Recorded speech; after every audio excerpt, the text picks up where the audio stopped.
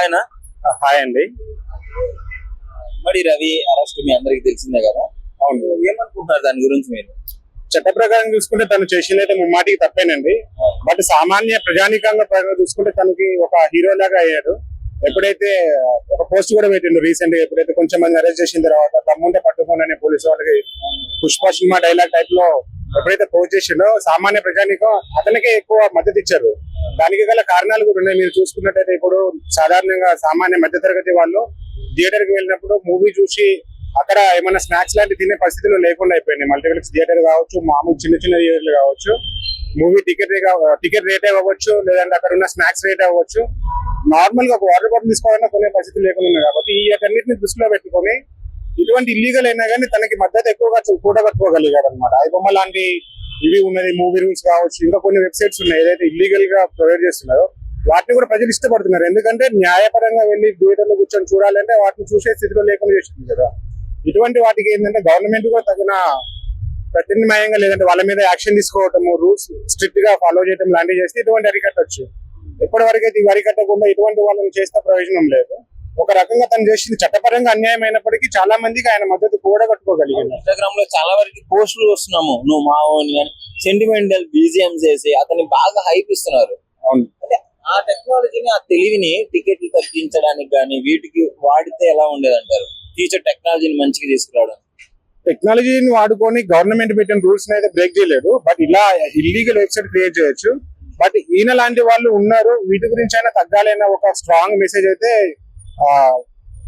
దోచుకునే వాళ్ళకైతే వెళ్ళింది. సినిమాలో కూడా అంటే చాలా వాటికి గతం సినిమాల్లో వాళ్ళకి చాలా నష్టం, వేల కోట్లు వాళ్ళు కష్టపడి తీసిన సినిమా ఇట్లా పైరసీ రాగానే జనాలు ఇంకా థియేటర్కి వెళ్ళడం మానేస్తారు కదా. కష్టపడి తీసారండి, కష్టపడి తీసింది ఎందుకంటే ప్రజలకు వినోదాన్ని పంచడానికే కదా. ఆ వినోదాన్ని పంచకుండా దూరం చేసి వీళ్ళు ఇష్టం వచ్చిన రీతిలో అడ్డగోలుగా రేట్లు పెంచుకొని ప్రజలకు వినోదాన్ని పంచుతున్నామంటే అది లేదు, దోచుకుంటున్నారు. దోచుకునే పేరుతో వినోదాన్ని పంచుతున్నారు తప్ప వినోదాన్ని పంచాలన్న ఉద్దేశంతో పంచట్లేదు కదా. అటువంటిప్పుడు ఇటువంటి జరుగుతూనే ఉంటాయి కదా. సో ఫైనల్ గా అసలు మీ ఒపీనియన్ ఏంటి దీనిపైన? ఇంకా రవికి కఠిన శిక్షలు పడే అవకాశం ఉంది అని కూడా అంటున్నారు. పడితే పడవచ్చు, కానీ అటువంటి వాళ్ళు రారు అనే నమ్మకం అయితే లేదు. గవర్నమెంట్ కూడా దాన్ని అరికట్టలేదు. ఎందుకంటే ఇప్పుడు ఇలా చూశారు కదా, ఇప్పుడు తను పట్టుకున్నా కానీ తను ఒక హీరో అయిపోయింది. చాలా వేల మందిలో కూడా, లక్షల మంది కూడా ఇప్పుడు ఎవరైతే సినీ ప్రేమికులు ఉన్నారో వాళ్ళందరి దృష్టిలో కూడా హీరో అయిపోయాడు. కానీ తనని ఎవరో అన్యాయం చేసినానో లేదంటే ఒక దొంగలాగానో చూడట్లేదు కదా. ఎందుకంటే అతని వైపు నుంచి చూసుకుంటే చట్టపరంగా అన్యాయం అయినప్పటికీ ప్రజలలో తనకి విశ్వాసం ఉంది. ఒక హీరోయిజం గా చలామణి అవుతున్నాడు. కాబట్టి ఇటువంటి అరికట్టాలంటే గవర్నమెంట్ వీటి మీద కూడా కన్నేసి ఉంచాలి. ఏదైతే అక్రమంగా దోచుకుంటున్నారో వినోదాల పేరుగా ఇంట్లో కలిసి రెచ్చగలవాలంటారు కదా, ఆ ఇంట్లో పరిస్థితులు ఎలా ఉన్నాయేమో తెలియదు. అది పూర్తి అవగాహన లేదండి, మనం మాట్లాడలేదు. నేనైతే మాట్లాడలేదు దాని మీద. నేను సోషల్ మీడియాలో న్యూస్ లో విన్నది అది. సో ఫైనల్ గా అయితే ఏం చెప్తారు దీని గురించి? చట్టపరంగా చేసింది అన్యాయం అయినప్పటికీ చాలా మద్దతు కూడగట్టుకోవడానికి కారణం ఏంటి అంటే అన్యాయంగా అక్రమంగా దోచుకుంటున్న సినీ వాళ్ళు అవ్వచ్చు, థియేటర్ యాజమాన్యం అవ్వచ్చు, లేకపోతే సినీ ఇండస్ట్రీకి సంబంధించిన వాళ్ళు. సో ఇది అరికడితే ఇక్కడ అరికట్టవచ్చు, ఆటోమేటిక్ అయిపోతుంది. ఎందుకంటే ఇక్కడ నీకు మద్దతు ఉండదు కాబట్టి. ఇప్పుడు నాకు నా స్తోమతలు తగ్గట్టు నేను థియేటర్లోకి వెళ్ళి కూర్చొని చూడగలిగినప్పుడు నేను ఇలా దొంగ ప్రైవసీ చూడాల్సిన అవసరం లేదు కదా. అదే నాకు దూరంగా ఉన్నప్పుడు నేను వీటికి మద్దతు ఇస్తాను అనమాట. అట్లీస్ట్ మద్దతు ఇవ్వకపోయినా కానీ అవకాశం ఉన్నప్పుడు వీటినే చూస్తాను నేను. అది నాకు అందుబాటులో ఉంటే మాత్రం ఇవన్నీ ఆటోమేటిక్ గా అరికట్టబడతాయండి. బ్రో, ఈ మధ్య ఇమ్మడి రవి అరెస్ట్ అయిన తర్వాత సోషల్ మీడియాలో విపరీతంగా పోస్టులు వస్తున్నాయి. కొంతమంది సపోర్ట్ చేస్తున్నారు, కొంతమంది తప్పు, ఇది డెఫినెట్లీ గవర్నమెంట్ కి హ్యాక్ చేయడము సర్వర్ అదంతా. మీ ఒపీనియన్ ఏంటి? మా ఒపీనియన్ అంటే అంత పెద్దగా లేదన్నా. కాకపోతే ఏంటంటే నార్మల్ గా ఇప్పుడు పైరసీ చేశాడా లేకపోతే పేదలకి చేశాడా అనేది పక్కన పెడితే ఈడ పైరసీ చూసేవాడు ఉన్నాడు కాబట్టి తయారు చేసేవాడు ఉన్నాడు. ఇక్కడ ఇద్దరిది తప్పే ఉంది. ఇప్పుడు ఏదో ఉచితంగా వస్తుందని ఇప్పుడు వాడు చేశాడు, వాడు మంచి కోరి చేసినోడైతే ఈ 5 లక్షల మందిది ఎవరితో డేటా ఉందని అన్నాడు. మరి డేటా ఎందుకు తీసుకుంటాడు? వాడు ఫ్రీగా మంచిగా చేసినోడైతే నేనేదో పేదలకి ఏదో చేస్తున్నా అని చెప్పాడు. కానీ నిజంగా పేదల కోసం చేసేవాడైతే ఆ డేటాని ఎందుకు క్యాప్చర్ చేస్తాడు ఫ్రీగా చేసేవాడైతే? సో నా ఒపీనియన్ అయితే ఏంటంటే ఈడ జడ్జిమెంట్ ఇవ్వడానికి కూడా జనాలు కూడా అర్హులు కారు. ఎందుకంటే వాడు ఇస్తున్నాడు, ఈడు తీసుకున్నారు. నీకు ఉంటే ఓటీటీలోకి 4 రోజులు ఉన్నాక వస్తాయి, ఇంత సబ్స్క్రిప్షన్ పెట్టి తీసుకొని చూడు. అంతేగాని వస్తుంది కదని డౌన్లోడ్ చేసుకొని చూసుకొని మళ్ళీ దాని తర్వాత ఇలా అనడం నా వర్క్ అనేది రాంగ్. ఇవ్వడం వల్లే పబ్లిక్ కూడా అలవాటు అయ్యారు అని అనుకుంటున్నాం. అంటే లైక్ ఫ్రీగా ఒకటి వస్తుంది, ఫ్రీగా ఎవడియడన్నా ఫ్రీగా ఒకటి వస్తుందంటే దాని వెనకాల ఒక ఉంటది. ఏదైనా కానీ ఫ్రీగా వస్తుందని ఎగబడితే ఇప్పుడు డేటా ఉందంటే ఇప్పుడు నీది ఉండొచ్చు, నాది ఉండొచ్చు, ఎవరిదాన్ని ఉండొచ్చు. ఆ డేటా అనేది రేపు పొద్దుగా మిస్యూజ్ చేయొచ్చు కదా. ఇప్పుడు నీ ఒక్కడిది ఉండదు, నువ్వు లాగిన్ అయిన నీ ఫ్యామిలీ వాళ్ళది కూడా తీసుకుంటాడు. వాడు ఒక దాని నుండి ఒక 5 మంది తీసుకుంటాడు, 5 మంది నుండి ఇంకో 5 మంది తీసుకుంటాడు. సో మన డేటా అనేది సెక్యూరిటీ లేదు కదా. ఏంటంటే గవర్నమెంట్ వాళ్ళది కూడా సర్వర్లు హ్యాక్ చేసి ఎంతెంత శాలరీలు ఉన్నాయి, వాళ్ళు ఏం చేస్తున్నారు అవి కూడా చేసినారు. ఇప్పుడు గవర్నమెంట్ ఎంప్లాయీ లాగిన్ అవ్వాల్సిన అవసరం లా. గవర్నమెంట్ ఎంప్లాయీతో కాంటాక్ట్ లో ఉన్న ఒకటిదైనా కానీ వాడు డేటా ఇంకొకటి తీసుకుంటాడు. మరి ఆ యాక్సెస్ అంతా ఎలా వెళ్ళిపోతుంది? ఒక పర్సన్ నుండి వెళ్ళిపోతుంది కదా. కొత్తగా వస్తుందని తీసుకుంటే అలానే ఉంటుంది అనమాట ఎఫెక్ట్. అలా మొత్తానికి నీ ఒపీనియన్ ఏంటి ఇతను అరెస్ట్ అవ్వడం వల్ల? అంటే తెలుగు సినిమా ఇండస్ట్రీకి కూడా చాలా వేల కోట్లు నష్టం జరిగింది. ఇట్లా అరెస్ట్ కావటం అంటే ఇక్కడ రెండు, మన ఇండియాలో మంచి చేసిన అరెస్ట్ అవుతారు, చెడు చేసిన అరెస్ట్ అవుతారు. మంచి చెడు అనేది మనం అనకూడదు బ్రో. ఇప్పుడు మనకు కన్వీనియంట్ ఉంటే అది మంచి, మనకు కన్వీనియంట్ లేకపోతే చెడు అని మనం అనకూడదు. ఇప్పుడు ఫ్రీగా సినిమాలు ఇస్తున్నాడు, మంచి చేస్తున్నాడు కదా, అరెస్ట్ చేయకూడదు అని అంటారు. ఇప్పుడు మంచి చేసిన వాళ్ళు అరెస్ట్ చేసినప్పుడు మీలాగా ఇలా ప్రెస్ మీట్లు పెట్టి ఎంత అవేర్నెస్ చేసిన వాళ్ళే లేరు అట్లా. సో మనం దీన్ని పెద్ద జడ్జిమెంట్ చేయాల్సిన అవసరం కూడా లేదు. అలా మొత్తానికి ఇది నీ ఒపీనియన్. అవును bro. Thank you. Hi bro. IBomma Ravi arrest అయ్యాడు కదా, దానిపైన మీ ఒపీనియన్ ఏంటి? అసలు ఏమనుకుంటున్నారు దాని గురించి? యాక్చువల్లీ ఐబొమ్మ నుంచి నార్మల్ గా పూర్ ఫిల్మ్స్ అయితే చాలా బెటరే. ఎందుకంటే మూవీస్ కి వెళ్ళి థియేటర్స్ కి వెళ్ళి అమౌంట్ ఖర్చు పెట్టుకొని చూసేదానికన్నా ఫ్రీ వస్తుంది కాబట్టి బెటర్. ఇంకోటి ఏమంటే తన అరెస్ట్ కావడం ఒకటి ప్లస్, రెండు మైనస్ రెండు ఉన్నాయి. ప్లస్ ఏంటి మైనస్ ఏంటి? అంటే ప్లస్ ఏమని చెప్పి అంటే పబ్లిక్ కి నార్మల్ అలాంటి పబ్లిక్ అయితే చాలా బెటర్. ఫ్రీగా చూసుకోవచ్చు, ఏ మూవీస్ అయినా కొత్త మూవీస్ కానీ ఫ్రీగా చూసుకోవచ్చు థియేటర్ లో వెళ్ళి డబ్బులు ఖర్చు పెట్టే అవసరం లేకుండా. మైనస్ ఏమని చెప్పి అంటే దాని నుంచి కొంచెం ఏదో మన గవర్నమెంట్ సంబంధించి కూడా కొన్ని వెబ్సైట్స్ యాక్ట్ చేసినట్టు కదా, వెబ్సైట్ హ్యాక్ చేశారు. పైగా ఇది ఇల్లీగల్ కదా, ఫ్రీగా అంటే ఇట్లా థర్డ్ పార్టీ సైట్స్ లో మూవీస్ చూడరు.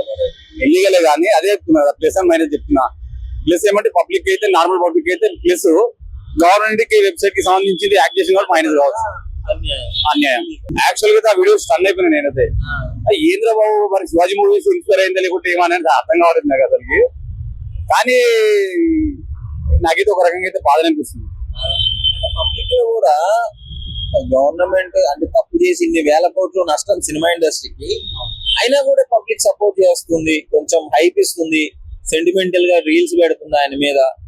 ఇంకోటి బ్రదర్, పబ్లిక్ మెయిన్ మైనస్ ఏమంటే థియేటర్ కి వెళ్తే 200 రూపీస్ పెట్టి టికెట్ ఇస్తుంటాం కానీ ఆ టికెట్ ఇస్తున్న లోపల స్నాక్స్ 500-1000 రూపీస్ పెట్టాలి. ఇప్పుడు అదే నార్మల్ గా మనం ఐబొమ్మలు అంటే ఇంట్లో చూసుకొని మంచిగా మనం నార్మల్ గా తక్కువ అమౌంట్ లో పెట్టుకొని ఏదో బడ్జెట్లో సంథింగ్ వేసుకొని కూర్చొని ఫ్యామిలీ మొత్తం చూసుకోవచ్చు బెటర్. ఓటీ కూడా బాగా లేడిపోయినాం కదా, అందుకోసం కొంచెం మైనస్. కానీ ఒకటి బ్రదర్ కంపల్సరీ చెప్తా, ప్రతి మోగానికి విజయం ఆడేది ఉంటుంది కదా, ఓటమి ఆడేది ఉంది బ్రదర్. ఇప్పుడైతే మరి ఐబొమ్మ మీద ఎందుకంటే ఇంట్రెస్ట్? మూవీస్ ఉన్నాయి, ఫర్ మూవీస్ అని ఇట్లాంటి థర్డ్ పార్టీ వెబ్సైట్స్ ఇంకో కొన్ని ఉన్నాయి, బట్ అన్నిటిని ఎప్పుడో వచ్చాయి, ఐబొమ్మ కంటే ముందే వచ్చాయి. కానీ ఐబొమ్మ మీద ఎందుకు ఇంత ఇంట్రెస్ట్ గవర్నమెంట్? ఇప్పుడు ముందు వచ్చిన విషయం చాలా వరకు చాలా మందికి తెలియదు. ఐబొమ్మ అంటే బాగా పాపులర్ అయింది, కొంచెం మైండ్ లో సెట్ అయిపోయింది. ఐబొమ్మ అనేది ఒక నార్మల్ గా ప్రతి అంటే 100 లో ఒక 80% పబ్లిక్ తెలిసిపోయింది కాబట్టి కొంచెం పాపులర్ మైండ్ లో సెట్ అయిపోయింది కదా. ఇప్పుడు మిగతా ఉన్న మూవీ రోజు ఇలాంటి వెబ్సైట్స్ కూడా ఒక వార్నింగ్ లాగా తీసుకోవచ్చు. అది తీసుకోలేదు, కంపల్సరీ తీసుకోవాల్సింది. ఎందుకంటే ఇప్పుడు ఆల్రెడీ అరెస్ట్ అయింది కాబట్టి వాళ్ళు కూడా ఆల్రెడీ అయిపోతారు. మరి రవి అరెస్ట్ అయినందుకు మీకు బాధగా ఉందా, హ్యాపీగా ఉందా? అంటే లైక్ యాక్చువల్ గా టెండర్ ఫీలింగ్ అయితే బాధనే ఉంటుంది నాకు. నెక్స్ట్ టైం ఏం జరుగుతుందో చూసుకోవాలి. చాలా గట్టిగా పడే అవకాశం ఉందంటారా? కఠినంగా నాకు తెలిసి వెబ్సైట్స్ కొన్ని యాక్ట్ చేశారు కాబట్టి శిక్ష బాగానే ఉంటుంది బ్రదర్. ఆయనకైతే గవర్నమెంట్ వెబ్సైట్స్ కూడా యాక్ట్ చేశారు కదా, అందుకోసం చెప్తాను గవర్నమెంట్ వెబ్సైట్స్ యాక్ట్ చేసింది కాబట్టి కొంచెం శిక్షలు బాగానే ఉండొచ్చు అనిపిస్తుంది. కానీ ఢిల్లీ రీతి ఏంటి బాగుంటుంది బ్రదర్ మా అలాంటి వాళ్ళకి. Hi bro. యాక్చువల్లీ ఐబొమ్మ నిర్వాహకులు అరెస్ట్ చేశారు కదా ఇమ్మడి రవిని, సో ఏమనుకుంటున్నావు దాని గురించి? యాక్చువల్లీ అదైతే పబ్లిక్ లో అట్లా చేయడం అయితే కరెక్ట్ కాదు. బట్ వీళ్ళ దగ్గర అయితే అందరి దగ్గర డేటా అయితే ఉంది. అందరూ ఐబొమ్మలని ఇప్పుడు ఎందుకు ఇట్లా చేస్తున్నారంటే ఎక్కువ మంది సినిమాకి ఎక్కువ ప్రైస్ ఎక్కువ అయిపోవడం వల్ల అందరూ ఐబొమ్మకి అడిక్ట్ అయిపోయారు, ఆన్లైన్ వల్ల ఇట్లా అడిక్ట్ అయిపోయారు. సో ఇది కూడా దృష్టిలో ఉంచుకొని సినిమా టికెట్లు తగ్గిస్తే మేబీ ఆయన చేసిన కరెక్ట్ తప్పు, కానీ ఎక్కువ మంది సపోర్ట్ కూడా ఇప్పుడు ఆయన వైపే ఉంటుంది.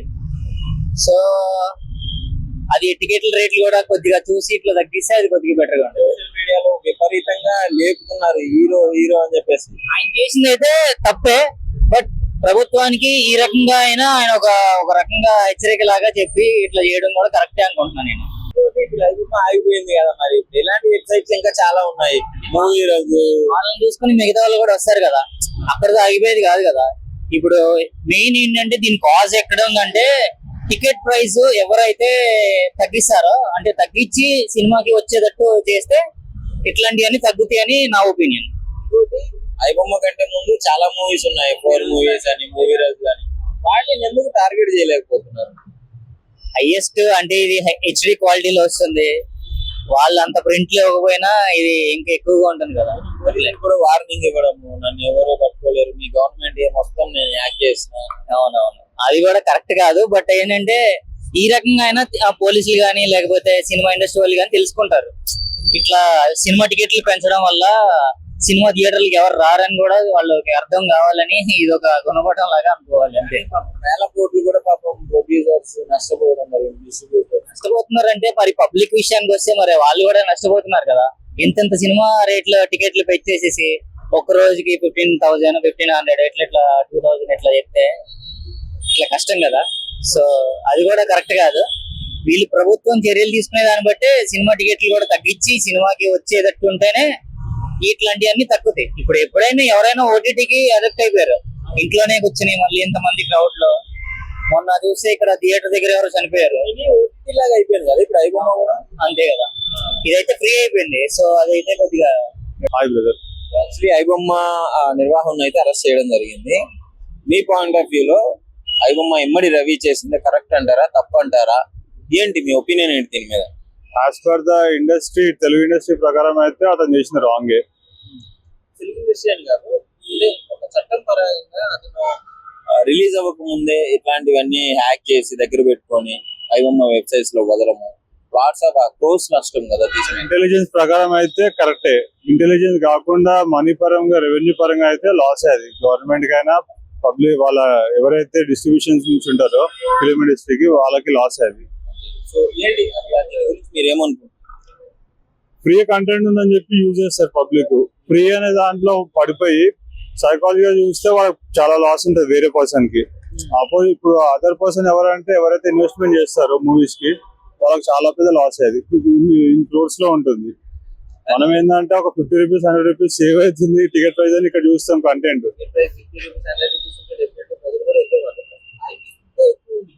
200-300 కూడా ఉంటాయి మల్టీప్లెక్స్ లో. సో అక్కడ చూస్తే మాత్రం మీకు ఇక్కడ బెనిఫిట్ అనిపిస్తుంది, కానీ ప్రొడ్యూసర్స్ కి డిస్ట్రిబ్యూటర్స్ కి లాస్. అది చాలా వరకు. ఓకే, కానీ ఇన్స్టాగ్రామ్ లో ఫుల్ హైప్ ఇచ్చేస్తున్నారు. అంటే మనోడు చేసింది కరెక్టే అని చెప్పేసి సెంటిమెంటల్ బీజిఎంస్ వేసి అన్న నువ్వు మావోడివి అని ఓన్ చేసుకుంటున్నారు ప్రతి ఒక్కళ్ళు. వాళ్ళోడు అంటే రెవెన్యూ జనరేట్ అవుతుంది వాళ్ళకి. దేనికి వాళ్ళోడు అంటే వాళ్ళ కంటెంట్ వస్తుందా దేనికి? ఫ్రీగా కంటెంట్ ఇచ్చాడు ఎన్ని రోజులు. ఆర్గానిక్ గా వచ్చేదే జెన్యున్ కంటెంట్. అంటే ఆర్గానిక్ గా రాంది ఏదైనా రెవెన్యూ జనరేటింగ్. వాడేదో వ్యూస్ కోసం ఛానల్ కి సబ్స్క్రైబ్ పెడతారన్నా చేస్తుంది, కానీ అది జెన్యున్ కాదు. అది నా ఒపీనియన్ ప్రకారం అయితే జెన్యున్ కాదు. యాజ్ ఏ ఇండస్ట్రీ లవర్ గా నేను చెప్పేది ఏంటంటే అది లాస్ అది చాలా వరకు. అంటే లాస్ ఆ ప్రాఫిట్ పక్కన పెడితే అది కరెక్టా రాంగ్ గా, అతనికి ఎలాంటి శిక్షలు పడాలనుకుంటారు మీరు చెప్పండి. శిక్ష అంటే మనము చేయని జడ్జి, మనమైతే లీగల్ పరంగా మనమైతే లాయర్స్ కాదు కాబట్టి అతను చేసిన అయితే రాంగ్. అది ఏం చెప్తారు దీని గురించి? ఇప్పుడు సినిమా ఇండస్ట్రీ మొత్తం ఒక మంచి సక్సెస్ లాగా ఫీల్ అవుతుంది, దీన్ని మనకి ఏ బాధ లేదు అని. చిన్న మూవీస్ ని మీరు ఎప్పుడు సేఫ్ గార్డ్ చేయాలంటే ఇట్లాంటి వెబ్సైట్స్ ఎప్పటికైనా తీసేయాల్సిందే. వీళ్ళకి పర్మిషన్ రాకుండా చేయాల్సిందే. వీళ్ళ ఇంటెలిజెన్స్ ఏదైతుందో జెన్యున్ గా వేరే వాటికి కాంపిటేటివ్ ఉండడానికి పెట్టాలి తప్ప ఇట్లాంటి వాటికి రెవెన్యూ జనరేటింగ్ పెడితే లాస్. అది పబ్లిక్ లాస్. అది ఎందుకంటే నెగిటివ్ వైపు కి మనము ఫేస్ చేస్తున్నట్టు, అది నెగిటివ్ వైపు వాళ్ళకి ఎంకరేజ్ చేస్తున్నట్టు, పాజిటివ్ గా రాదు. ఇది వాళ్ళకి ఏం చెప్తారు జనరల్ గా ఇన్స్టాగ్రామ్ లలో సోషల్ మీడియా పేజెస్ లలో? లైక్ మీ ఒపీనియన్, ఇప్పుడు వాళ్ళు ఎంకరేజ్ చేస్తున్నారు, మాకు ఫ్రీగా మూవీస్ ఇచ్చాడు ఎన్ని రోజులు ఇప్పుడు అరెస్ట్ అయ్యాడు. నా మీద కామెంట్స్ వస్తాయి, నువ్వు ఇప్పుడు బేర్ చేయలేవు కదా, నేను బేర్ చేయాలి, నాకు సంబంధం లేదు, ఇదైతే రాంగ్ అంతే. నిజంగా ప్రస్తుతం ఉన్నటువంటి సమాజం దేనికి ప్రయారిటీ ఇస్తుంది? ఆర్థిక సంబంధాల చుట్టూ మాత్రమే తిరుగుతోంది. మళ్ళీ ఎన్నికలంగానే చాలా విరక్తి కలుగుతాను. మంచి అనిపిస్తుంది కదా, లేడీస్ కూడా ఛాలెంజింగ్ జాబ్స్ చేసినప్పుడు చాలా బాగుంటది. ట్రాఫిక్ అసిస్టెంట్స్ గా నియమించిన ట్రాన్స్జెండర్స్ అందరితో సాల్యూట్ చేయించుకుంటున్నారు. ఫుడ్ డెలివరీ ఇవ్వటానికి వెళ్ళినటువంటి డెలివరీ బాయ్ అనిల్ పై కళ్ళ ముందు